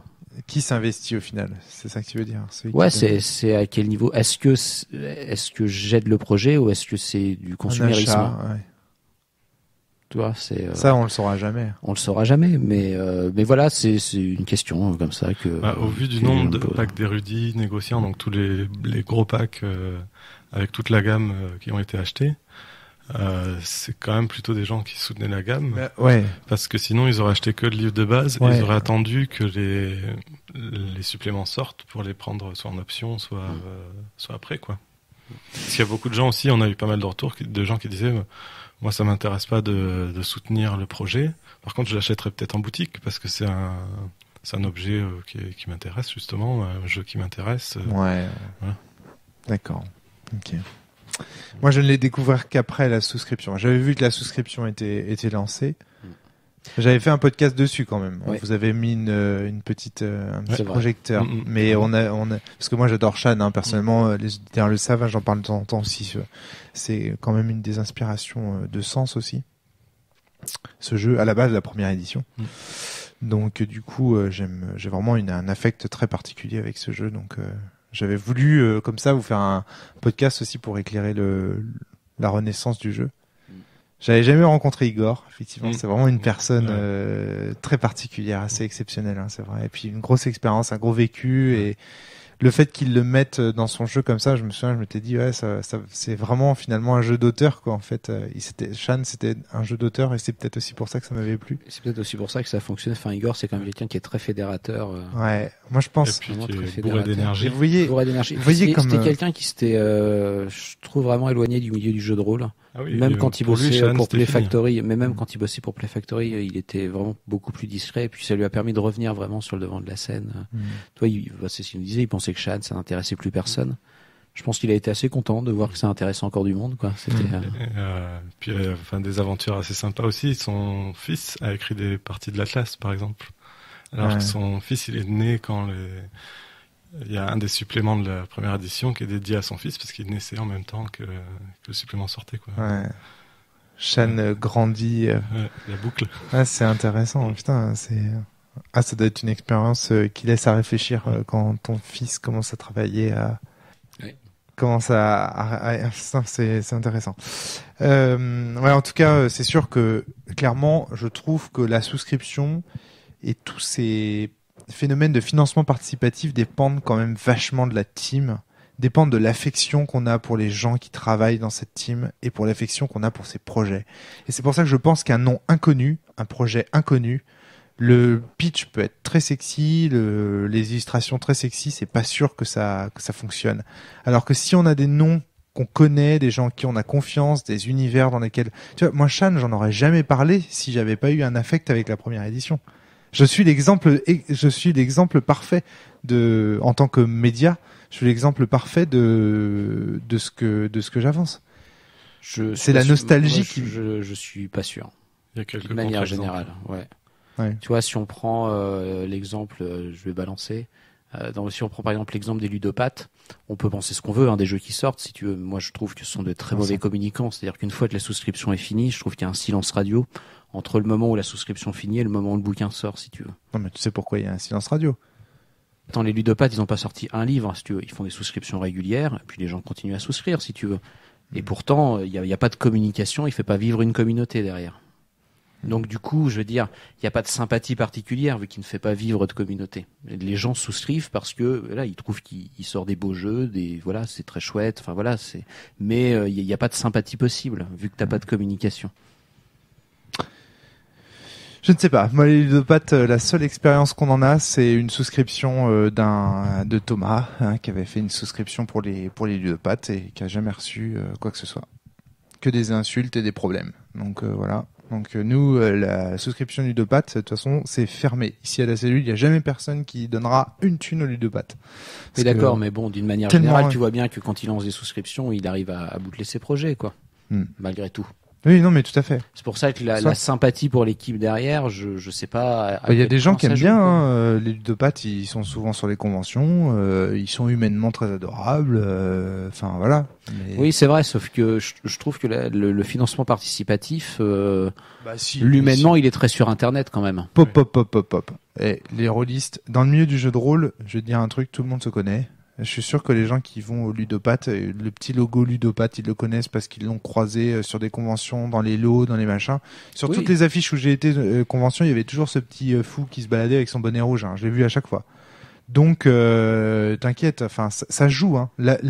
Tu dis l'affect Internet, tout ça, mais il y a aussi le logo. C'est-à-dire que les ludopathes, c'est un logo qui est connu maintenant. Oui, c'est un logo qui est connu. Logo il a des jeux qui. Non, mais c'est un logo qui est connu. Et il a des jeux. Il a des jeux qui qualitativement parlent pour lui aussi, parce qu'il a sorti des produits, voilà, qui sont très qualitatifs. Mais bien, tu dis des produits, c'est très bien. Des jeux. Tu dis des choses. Il a sorti des jeux, des livres. Des objets, des produits culturels. Voilà, mais voilà qui en termes de qualité parle pour lui, si tu veux. Mais tout à fait. Mais voilà. Puis bon, voilà, c'est une bonne finition. C'est des professionnels. Voilà, et je pense que ça joue. Oui, ça joue, bien sûr que ça joue, évidemment. Donc, les inconvénients de ce modèle, on les a un petit peu vus à travers votre expérience. Maintenant, je voudrais que vous réfléchissiez comme acteurs en général et backers, etc. Est-ce que vous pensez que donc du coup c'est un modèle d'avenir, que c'est probablement le modèle dont a besoin le jeu de rôle? Est-ce que vous pensez que c'est un modèle qui manquait au jeu de rôle, quoi, et que ça va peut-être donner un souffle nouveau à notre passion? Alors moi j'ai tendance à penser, encore une fois je suis pas très compétent sur ce sujet, donc faut prendre ça d'où ça vient. J'ai tendance à penser que ça va être plutôt l'inverse en fait, hein. Ça va nous faire aller vers la régression en termes de sujets, en termes de domaines, qu'on va se retourner vers des vieux trucs bien connus, que ça va favoriser les licences qui sont déjà connues, les éditeurs qui sont déjà connus, les auteurs qui sont déjà connus, et que rien de nouveau ne pourra vraiment émerger à travers ce système. Est-ce que vous êtes d'accord avec moi? Bon, ça, je me lance le troll comme ça. Ouais, t'as quand même le contre-exemple de Dragon Dead, qui a été monté en souscription aussi, qui est un jeu médiéval fantastique, un peu dark de ce que j'ai compris, où l'univers est assez fouillé, qui sortait un peu de nulle part. Ouais. Ça reste du médiéval. Alors moi, je ne connais pas. Tu vois, ça sort tellement de nulle part que il y en a d'autres. Broken World aussi était pas et même encore une fois chez les ludopathes, Antica, Shade qui ont été aussi en souscription sont pas non plus des. Avec les ludopathes. Ouais, alors après t'as un éditeur aussi qui te vend. C'est un peu comme une sorte de label qualité, mais voilà, t'as quand même un éditeur derrière qui te vend ça. Mais tu vois, c'est pas forcément des anciens produits, quoi. Des rééditions. Qui ramassent pas des sommes folles, mais qui ça leur permet d'exister quand même, parce que par exemple Dragon Dead c'est une maison d'édition toute jeune qui se lance, qui grâce à ça va pouvoir faire son bouquin, peut se lancer grâce à ça, quoi. D'accord. Donc c'est des jeux qui n'auraient probablement. Vous pensez que les ludopathes ne les auraient pas édités sans la souscription? Même d'autres boîtes, là, l'exemple de Dragon Dead, je pense que c'est comme si une société toute jeune pour c'est-à-dire que maintenant en fait je pense qu'il y a un avantage en fait, qu'il faut pas négliger dans la souscription, dans le financement participatif, c'est que d'un côté pour les éditeurs tu te passes d'un emprunt à la banque, donc des intérêts que tu vas payer, et de l'autre tu as des acheteurs qui raffolent des goodies, le fétichisme de l'objet, mais ça c'est une réalité, et du coup les intérêts de l'un convergent avec les intérêts de l'autre, donc du coup c'est pas forcément un mauvais modèle en soi. Tu vois, moi je dis pas que c'est un mauvais modèle, hein, mais je pense que c'est pas un modèle d'avenir. C'est un modèle qui va vendre du présent. Enfin, qui va ne faire qu'entretenir les passions qui sont déjà présentes. D'ailleurs, tu le dis, tu vois. On retombe sur le fétichisme de l'objet, voilà. Ça va entretenir les rôlistes dans cette idée que, tu vois ce que je veux dire? C'est ça. Non, mais moi, je fais partie des gens qui sont sur le fétichisme de l'objet, si tu veux, j'aime bien. Mais je te clash, mec, là. Je suis en train de te chercher, là. Je suis en train de te foutre la merde, là. Écoute, alors. Y a pas de répondant, là, ce soir. À titre personnel, pourquoi est-ce que je participe pas au financement participatif? Parce que moi, j'aime acheter mes jeux de rôle en boutique. Enfin, d'une manière générale, je n'aime pas acheter sur Internet. J'aime bien me déplacer dans des boutiques, rencontrer des vrais gens, parler avec des vrais gens. Et du coup, pour les jeux de rôle, aller dans une boutique, avoir le livre entre les mains, tourner les pages, enfin voilà, avoir un support le bazar physique. Du bizarre, tout ça. Non mais voilà, avoir un support physique. Si tu veux acheter sur Internet, ça ne me vend pas du rêve, ça ne me vend rien du tout d'ailleurs d'acheter sur Internet. Voilà, donc j'ai envie de pouvoir aller dans des boutiques, si tu veux, et de continuer à acheter mes jeux de rôle. Pour moi, le financement participatif, c'est la mort du jeu de rôle dans les boutiques, et je vois ça comme ça. Pour un éditeur à long terme, je sais pas si, tu vois, quand tu as eu 250 participants, est-ce que tu as intérêt à produire plus de 250 livres? Je sais pas si tu en vends beaucoup plus. Mais finalement, au bout d'un moment, tu peux te retrouver otage du modèle. C'est-à-dire que l'éditeur qui va dire, voilà, Moi, je vais éditer. S'il y a 250 personnes qui souscrivent, j'en souscrirai 250. Si tu veux ton livre, tu souscris ou tu ne l'auras jamais. Et j'ai pas envie de me retrouver otage de ce modèle. C'est pour ça qu'à titre personnel, je ne souscris pas parce que j'ai pas envie de me retrouver dans cette dérive justement, qui n'existe pas actuellement, mais que j'entrevois. Quand on le pousse un peu, quand même, ça va. Voilà. Commence à dire des dérives. Bah, c'est pour moi une dérive possible que j'ai pas envie de voir arriver. Quoi. Mais après, c'est pas, tu vois, du tout lié à la production, à ce qu'on peut proposer, au fait qu'on réédite toujours les mêmes vieux jeux ou qu'on entretienne les mêmes passions, quoi. Ok, je te le dis autrement. Julien, t'avais peut-être quelque chose à rajouter sur ce truc? C'est sur une autre dérive, mais d'accord. Continuer là-dessus. Vas-y. Non, sur une autre dérive si tu veux. J'allais enchaîner sur une autre dérive, moi. C'est plus le risque qu'il y a derrière que le projet ne se fasse pas. D'accord. Justement, que t'attends ton bouquin 1 an, 2 ans, peut-être qu'il va finir par arriver, peut-être pas. Voilà. On disait sur Ulule, par exemple, quand on donne. Ouais. Et c'est donner. Donner, c'est donner, reprendre, c'est voler. Une fois que vous avez donné à un auteur qui vous propose, qui vous soumet un projet, vous lui avez donné. Et il n'est pas question, il ne s'engage pas par ailleurs à vous. C'est un acte de confiance. Sauf moralement, quoi, mais c'est un acte de confiance, effectivement. Et donc, c'est pour ça que la communication est très importante derrière, parce que il faut que celui qui souscrit sente que le projet continue à vivre, que les gens continuent à travailler dessus, qu'il n'a pas dépensé les sous ailleurs, que voilà. On parlait en préparation du podcast aussi d'un autre système qui est celui de Black Book, où là ils disent que ça va sortir, mais par contre ils ne donnent pas de délai. Donc on peut s'engage sur une sortie. Ils s'engagent sur une sortie. Par contre, donc c'est déjà bien, c'est cool. Mais par contre, ils s'engagent pas sur les délais. Donc ça peut être long, quoi. Ça peut être jusqu'à 10 ans. 7 ans, tu peux attendre ton livre longtemps. Bon après, en même temps, plus on passe de temps à préparer un projet, moi je préfère quelqu'un qui passe du temps à préparer un projet, et au moins le projet, quand il sort, j'en suis satisfait, plutôt que de le sortir à la va-vite pour satisfaire des backers, et du coup se retrouver avec un truc décevant. Je pense que même pour eux, ils engagent leur réputation, tu vois. On entend beaucoup ça, même sur notre forum ou sur d'autres projets, que ils préfèrent qu'on prenne le temps de le faire et de faire un produit de qualité, quitte à ce qu'on se prenne 6 mois dans la vue, mais pour sortir vraiment un truc super que le sortir à la va-vite, le bâcler, et puis hop, c'est bâché, quoi. L'autre dérive que je vois, il y en a pas mal, des exemples de jeux qui ne sont jamais sortis. On va peut-être pas non plus les citer, je sais pas. C'est pas non, c'est juste. Mais parce que le risque. C'est le risque. Je fais un peu de pub je crois que dans le dernier numéro de Dissident, ils font un top, je crois, des. Ah ouais. Ils font un top des retards sur les souscriptions. Ouais. Les salauds. C'est pas mal ça. C'est pas mal du tout. Une autre dérive, c'est le fait que du coup, puisque c'est des internautes qui choisissent des objets sur lesquels ils souscrivent, on se retrouve finalement avec une offre sur le marché qui correspond absolument à la demande. Et ça, moi, je trouve ça affreux. Alors toi, ça a pas l'air de te... Moi, je trouve ça horrible. L'idée que on va attendre des éditeurs exactement ce que les gens demandent, je trouve ça horrible. Parce que je pense que les rôlistes ne savent pas ce qu'ils veulent. Ils sont pas en fait...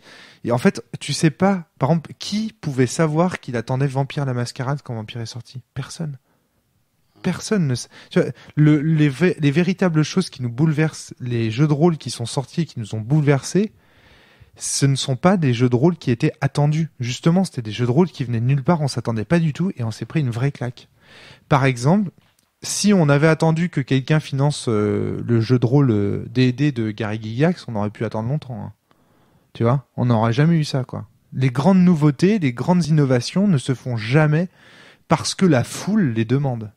Elles se font parce qu'un auteur complètement cinglé, à un moment donné, décide d'avoir une idée et alors ok, d'accord, il y a des idées qui se vendent bien sur Internet, mais est-ce que toutes les idées sont vendeuses sur Internet? Par exemple, moi je dis bonjour, je m'appelle Vincent Baker, je voudrais faire un jeu sur les Mormons où on va dans des villages. Non mec, je suis désolé, mais moi je suis pas mormon, je donne pas à ta communauté, quoi. Casse-toi. Tu vois, je veux dire, ça peut aussi provoquer ce genre de réaction, alors qu'en fait, Dogs in the Vineyard, c'est un jeu qui révolutionne le style. Et en plus, je trouve, pour abonder dans ton sens, que bien souvent, sur le jeu de rôle, c'est plus un objet en fait qu'on décrit. C'est pas t'as pas toujours un kit d'initiation, si tu veux, qui va avec, qui pourrait un peu te présenter l'univers et le système. Mais par contre, tu vas souvent avoir des belles illustrations qu'on va te montrer pour te montrer à quoi va ressembler l'objet au final. Donc au final, vous êtes d'accord sur ce point-là? Ça vous... Moi, je dis que si l'œuvre est géniale et que le mec a une super idée, elle finira par sortir de toute façon. Mais même si c'est pas financement participatif ou quoi, et si ça doit percer, ça percera, quoi. Une bonne idée trouve toujours la force de se réaliser. Ouais. Je suis pas sûr. Bon, après, l'argument que je viens de donner, parce que bon, je pensais que ça inviterait à la contradiction. Je fais souvent ça, hein, je sors des trucs puis j'attends qu'on me contredise. L'argument qu'on peut aussi, pour me contredire, on peut aussi dire, mais en fait, il y a plein de projets qui se seraient jamais faits si jamais inversement. Oui, tu vois, bien sûr. C'est Genre Shan, voilà, exactement. Après tout, ça peut paraître une idée complètement folle de ressortir un Shan avec un nouveau système. Et pour l'avoir testé il y a peu de temps, moi je sais maintenant que en fait, ça valait le coup de refaire un système et qu'en fait c'est un autre Shan.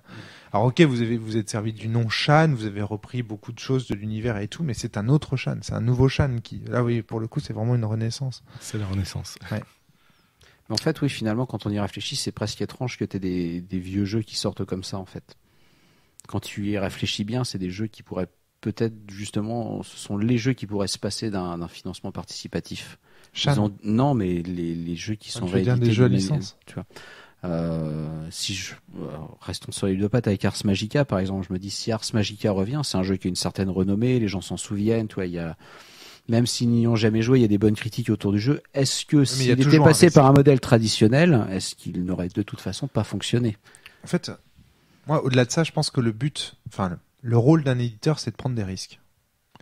C'est d'évaluer le marché pour voir ce qui peut fonctionner à un moment donné et de prendre les risques de suivre une ligne éditoriale et d'éditer des auteurs.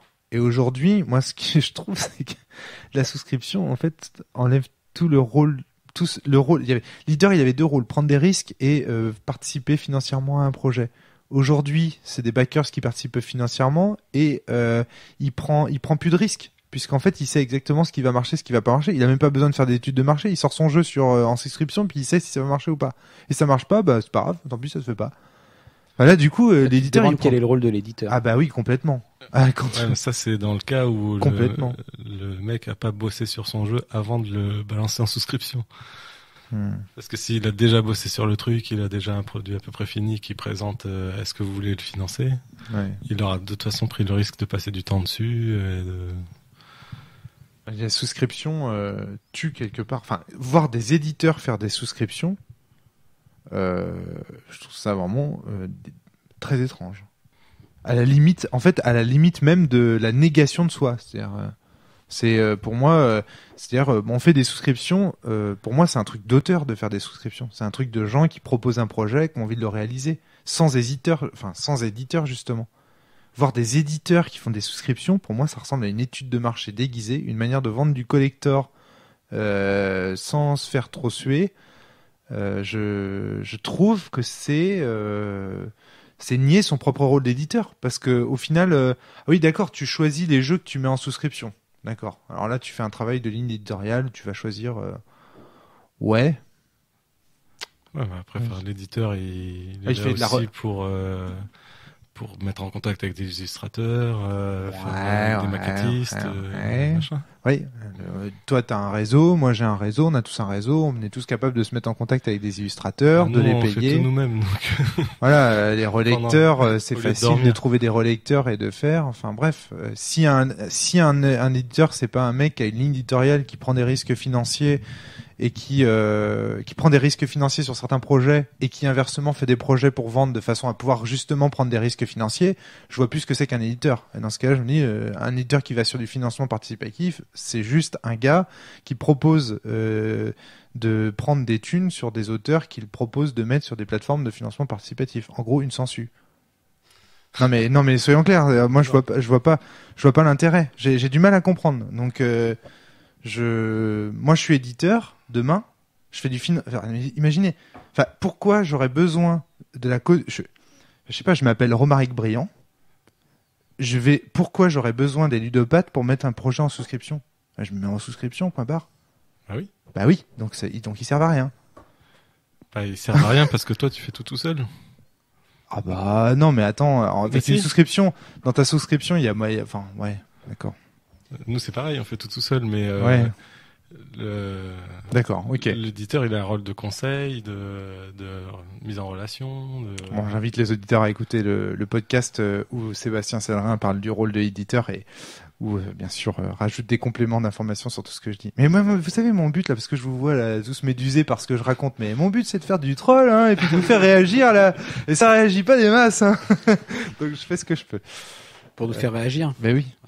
T'es furieux par rapport à ce que je viens de dire? Non, je suis pas du tout furieux. Non, mais je me pose la question autrement, c'est-à-dire que je suis pas forcément d'accord sur le risque financier, parce que c'est ce que je te disais. Si finalement il y a un accord commun entre les éditeurs et les acheteurs, si tu veux, pour faire de la vente directe, parce qu'il y en a qui aiment les goodies et d'autres qui aiment pas les banquiers, finalement, pourquoi pas. Maintenant, non, mais la question que je me pose, c'est à partir du moment où tu as une avance de trésorerie comme ça, parce que c'est vraiment une avance de trésorerie, et qu'un éditeur ne peut pas s'avancer sur une date de sortie sur un jeu, si tu veux, là je me pose la question, si tu veux. C'est moi je souscris le jour où l'éditeur me dit dans 6 mois le jeu il est sorti, tu vois. Si le jeu a 3 à 4 mois de retard, c'est comme ça, quoi. Mais toi qui s'engage sur une date de sortie, s'il n'est pas capable de le faire, bon ben finalement. À quoi lui sert ce rôle de conseil et ses relations avec les illustrateurs s'il n'est pas capable de sortir un jeu dans 6 mois, quoi. Enfin, ouais. C'est ça que t'es en... Oui, c'est un peu ça. Bah, nous, on s'était engagé sur une date de sortie, donc on est en retard, évidemment. Mais bah, on est dans un retard programmé, normal, quoi. Mais voilà, c'est-à-dire, au départ, on s'était quand même engagé sur une date de sortie pour le jeu. Les PDF étaient livrés en temps et en heure, ceci dit. Moi, je trouve ça magique, hein, pour les Après, éditeurs. voilà, on a eu des soucis d'impression, tout ça, de numéro ISBN, tout ça. Ouais, bon. C'est-à-dire qu'aussi, le fait de débloquer autant d'argent nous a permis justement de financer, parce que dans les paliers, il y avait aussi un palier pour financer plus d'illustrations en couleur. Mais ces illustrations, quand on les a financées, il faut les faire faire ensuite. Donc, il faut trouver les illustrateurs, leur les briefer sur les machins, qui bossent sur les illustrations. Ok, c'est bon, des retouches, des machins. Donc, ça prend du temps aussi. Donc, fatalement, plus tu débloques de choses à fabriquer, genre 280 cartes pouvoir à maqueter, ça prend du temps aussi. Donc tu te prends automatiquement un délai du fait que tu as plus de choses à faire. Bien sûr. Ouais. Donc tu peux pas promettre automatiquement parce que tu sais pas en fonction. Tu sais pas qu'est-ce qui va finalement être débloqué. Bon, une réponse aussi qu'on peut faire par rapport à l'attaque que je fais sur les éditeurs qui souscrivent, qui font des souscriptions pour des auteurs sur c'est que malgré tout ils engagent leur logo et leur réputation. Oui. Et c'est ce qu'on disait tout à l'heure, en fait, la réponse, elle est là. C'est qu'en fait, le logo Ludopathe rassure. Alors, à tort ou à raison. Mais le logo Ludopathe, ou le logo d'un éditeur connu, reconnu, qui va distribuer en boutique, rassure le souscripteur, parce qu'il se dit, ces mecs-là, ils engagent leur réputation. Bon, c'est plus compliqué que ça, en réalité, mais bon, voilà, c'est ça, en fait. C'est pour ça que c'est plus intéressant de passer pour un éditeur pour faire une souscription. Ouais, après, tu peux te poser la question différemment. La souscription, enfin, le financement est-ce que tu finances un projet ou est-ce que tu finances un salaire pour le mec qui fait le projet? Tu vois, c'est... Bah oui, là, par exemple, vous dites bien, vous financez du matériel. La fabrication. Ouais. Et après, vous payez en droit d'auteur sur ce matériel. Mais voilà, tu es auteur et tu finances ton projet. Si tu veux, si tu débloques une somme, effectivement, tu peux aller te payer un maquetteur, tu peux aller te payer des illustrateurs. Enfin, tu vois, si toi, tu veux pas forcément te tirer de salaire derrière, bon, voilà, c'est... Si derrière tu cherches à te tirer à salaire ou à faire vivre une structure, c'est différent. Je pense que tu vas raisonner aussi différemment. Il y a un risque de cramer l'argent plus vite, quoi. D'accord. Ok. Les dérives de ce système, on en a plus ou moins parlé. Est-ce qu'il y a des choses que vous vouliez ajouter? Est-ce que vous voyez d'autres Je crois qu'on a fait le tour. Ouais. En tant que backers. En tant que backers, alors, du coup, ça vous est déjà arrivé de faire de donner de l'argent de faire du mécénat? Non, aussi pour Shan. D'accord, ouais. Mais alors marrant, dans l'intention, moi, oui, parce que sur le principe, c'est sympa, surtout sur des trucs où on sent bien que c'est pas forcément un gros projet d'édition, donc on se dit tiens, c'est pas mal. Par contre, je dois être un peu obsolète parce que je passe toujours à côté des souscriptions. Je les découvre tout le temps. Tu les découvres en retard. Elles sont terminées. Donc c'est peut-être une dérive ou une limite du système aussi que moi aussi j'aime bien acheter en magasin, voir le gars, discuter, tout ça. Voilà, qui fait que je vais passer à côté de plein de trucs qui pourraient m'intéresser, mais parce que je les cherche pas, que je suis pas de newsletter, je fais pas de site, je fais pas de voilà. Un truc aussi qu'il faut savoir sur le jeu de rôle, c'est que c'est souvent de la longue traîne. C'est-à-dire que c'est des jeux qui vont se vendre pendant des années, à petite quantité, à quantité réduite. Tu vas vendre un sens Renaissance tous les mois. Voilà, en l'occurrence, j'en vends pas un tous les mois, j'en vends au moins 3 ou 4 tous les mois, mais voilà, c'est ça. Et tous les mois, tu vas avoir des ventes comme ça, petit à petit. Ça va pas être, par exemple, le Val, c'est totalement différent. Le jeu de société, c'est totalement différent. Tu vas en vendre énormément quand ça va paraître sur Trick Track. Tu vas avoir une énorme quantité de ventes. Et puis, au fur et à mesure, tu vas en avoir de moins en moins, et en 2 ans, t'en vendras plus. Alors que par exemple du jeu de rôle t'en vends pendant très très longtemps. Donc aussi je pense que du point de vue du financement participatif, faudrait voir si le jeu de rôle peut être marketé, je sais pas comment dire pour le financement participatif, mais proposé de façon différente que des autres. Est-ce que le jeu de rôle ça mériterait pas d'avoir 1 an de souscription possible? Enfin je sais pas. Ouais, encore, c'est une fenêtre de tir assez réduite, 2-3 mois. 2-3 mois pour un jeu de rôle. Oui, faut vraiment suivre l'actu du sujet, sinon faut être vraiment passionné du truc, quoi. Là, c'est chaud. Et en tant que bikers, toi, t'en es pas, en fait. Non. Ça, c'est bon, ça. Tu suis la vieille règle de, comment il s'appelle, là, ce film, The World is Mine. Faut que tu vends de la cocaïne, mais t'en consommes pas, quoi. C'est-à-dire que tu... le truc avec Al Pacino, je sais plus comment ça s'appelle. Scarface. Ceci dit, par rapport à ce que je pense, Sheehan se retrouve en boutique, quand même. Mais bon, on pourra quand même l'acheter en boutique. C'est pas... Après, je suis pas l'unique décisionnaire non plus. Après, voilà, il y avait tout un projet derrière. C'est marrant quand même. On a 3 personnes autour de cette table. Toi, tu es backers, Julien, sur des trucs? Putain, c'est dingue, on a 3 personnes qui nous parlent du financement participatif. En fait, aucun d'entre eux n'est backer. C'est parce que ça m'intéresse aussi, le financement participatif. Enfin, tu vois, le principe, le principe, tout ça. La différence entre projet et précommande j'avais, je sais pas, si tu prends le magazine Dissident, par exemple, tu as eu un financement participatif pour sortir le premier numéro qui a juste permis d'amorcer le magazine, et depuis, voilà, tu as eu juste un financement pour le premier. Tu avais le premier numéro en contrepartie, mais tu aidais au projet de création d'un magazine, si tu veux, qui après n'a pas toujours fait appel à du financement participatif. Sheehan, il y avait un projet de gamme derrière. Mais si voilà, tu te retrouves juste sur une précommande, comme moi, enfin, j'aime bien les beaux livres de jeux de rôle, mais les goodies ne m'intéressent pas. J'aime juste les beaux livres, en fait. Est-ce que, enfin, ça m'intéresse pas non plus spécialement, quoi, de faire une précommande. Julien, tu veux ajouter quelque chose? Sur Sheehan, il y a justement aussi ce côté lancer la machine, parce qu'on compte bien continuer à faire vivre le projet sur Internet principalement, et d'avoir ce financement de départ pour sortir les bouquins en dur, c'est pour nous, on espère que c'est le début d'une longue aventure aussi, quoi. C'est vachement intéressant. Il y a une mode en ce moment en politique qui s'appelle la mode des primaires. Je sais pas si vous êtes au courant. Tous les partis politiques organisent maintenant des primaires pour présenter des candidats, alors à droite, à gauche. Ça peut être pour la présidence de tel parti, ou au contraire pour la présidence carrément de la République. Et on constate que les primaires créent des phénomènes de siphon, en fait. Que ça crée des engouements pour des projets. Et par exemple, quand tu vois pour Sheehan, en fait, le fait de lancer en souscription et d'obliger des gens à voter, parce qu'en fait, des backers sont des gens qui votent pour des projets, en fait. Ils ont un capital donné pour le jeu de rôle. Tu vois, par exemple, on sait maintenant que Marc, il a 400 € tous les mois pour donner pour le jeu de rôle. Je vais me dire que je vais lui en vendre des sens après, tu vois.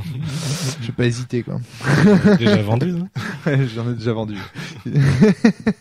Non, mais tu vois, et après, tu votes, en fait, pour les projets qui t'intéressent, et du coup, t'as un phénomène de primaire, en fait. Les jeux, ils sont soumis, en fait, avec comme une espèce d'élection où ils sont choisis par les gens du milieu du jeu de rôle et ça crée une dynamique, en fait, ce qui fait que ça fait parler de Sheehan. Parce que, donnant de l'argent pour un projet, les gens sont beaucoup plus enclins à en parler positivement. Même s'il n'est pas déjà sorti. Ouais, bien sûr. Ça, on le constate tout simplement, par exemple, si tu prends des magazines que tu donnes à la sortie du métro, tu les donnes. Les gens les lisent pas, ils foutent à la poubelle. Tu les fais payer 50 centimes ou 1 €, ils vont les lire et ils vont les trouver intéressants. parce qu'ils ont donné quelque chose, ils ont fait l'effort de donner quelque chose. Et je pense que on sous-estime l'influence sur le jugement des gens, des produits qu'ils consomment de cette manière, du côté j'ai donné pour lui. Donc, comme j'ai donné de ma personne pour ce projet, comme j'ai donné un truc, eh ben j'aurai forcément un avis positif à son égard. Si ça se passe bien. Si ça se passe bien, ouais.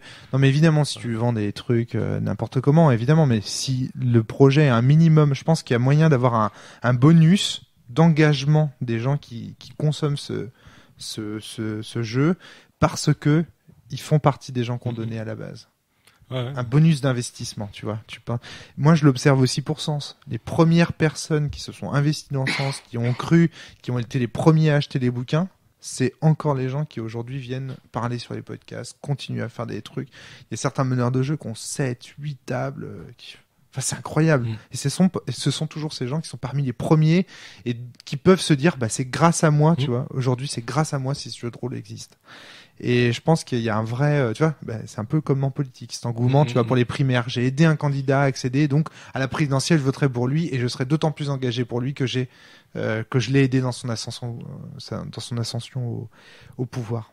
Et je pense que ça, c'est encore des phénomènes qu'on observera à l'avenir, je pense. Sur Shan. Et toi, en tant qu'auteur indépendant, tu vas passer par le financement participatif un jour ou l'autre ? Oui, j'y pense très fortement. Là, on est en train de discuter avec Valérie et Darky, notamment pour le projet du jeu vidéo Le Val.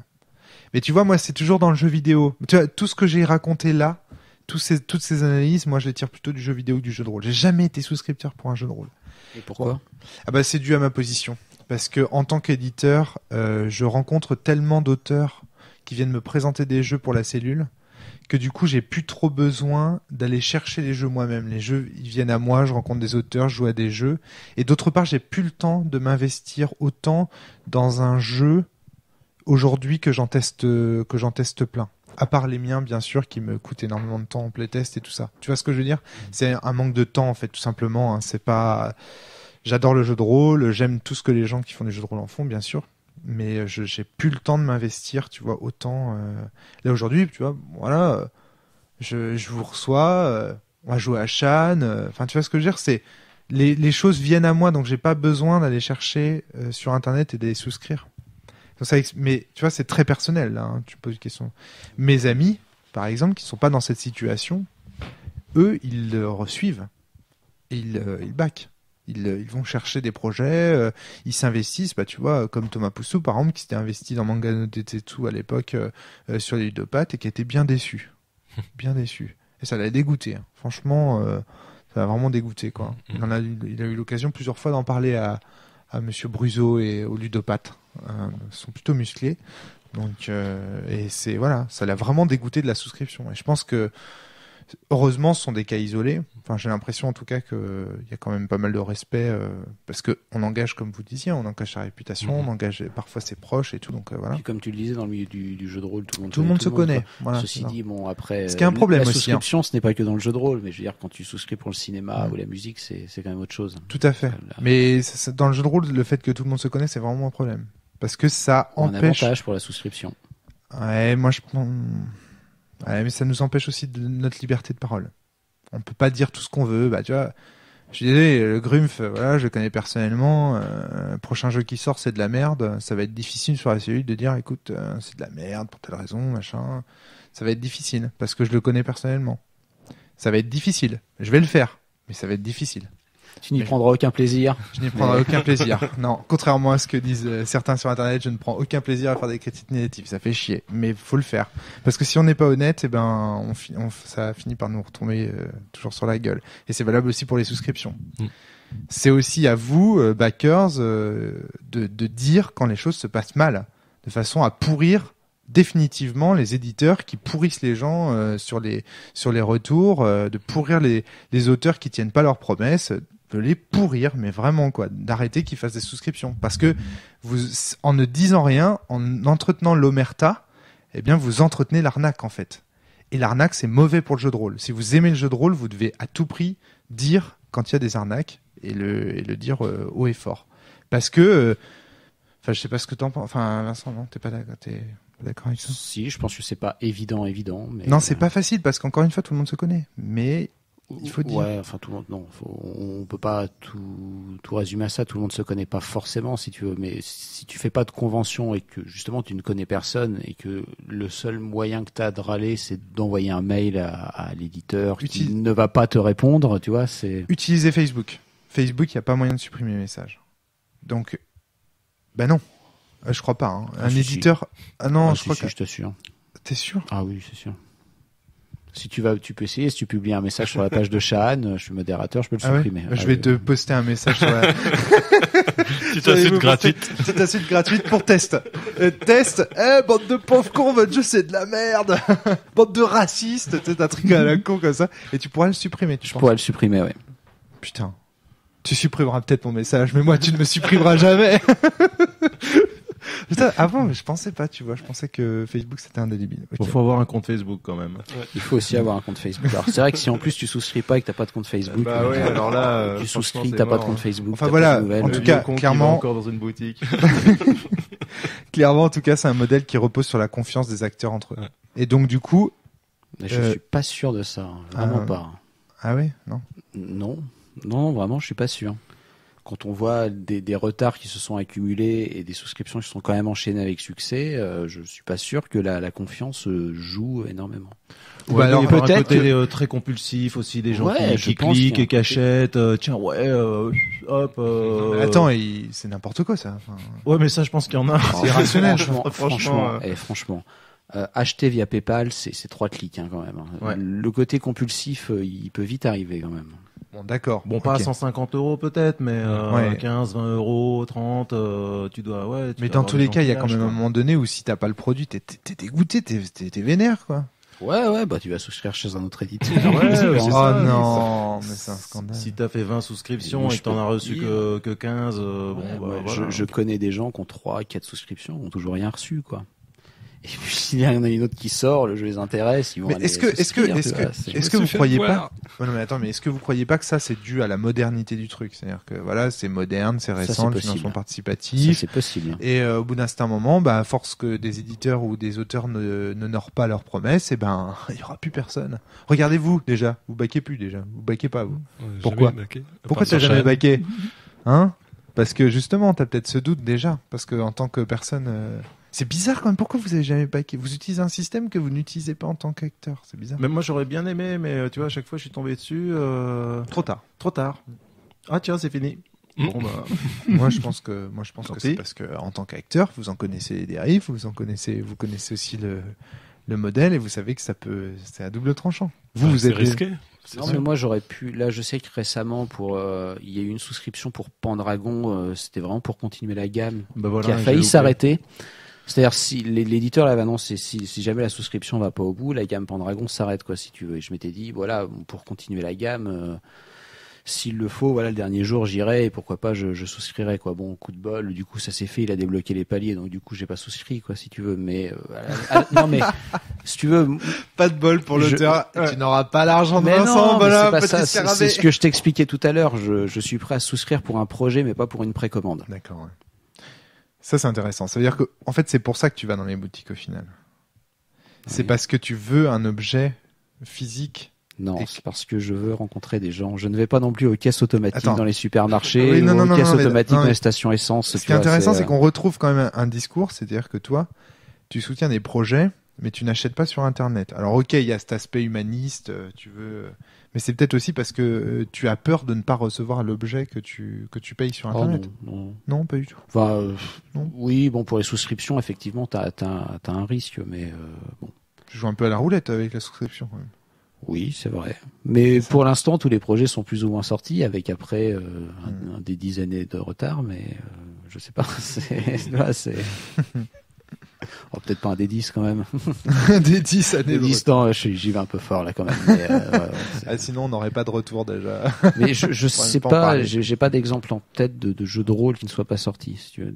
Enfin, j'ai de jeux de plateau, enfin voilà, mais des jeux collectors. De rôle, Mangano Desetsu en collector, il est sorti pour les souscripteurs. Bah ça, je sais pas. Je sais que le jeu est sorti, mais le collector après c'était. Ouais. Enfin, en tout cas. Merci à vous de nous avoir fait partager cette expérience en tant que souscripteur.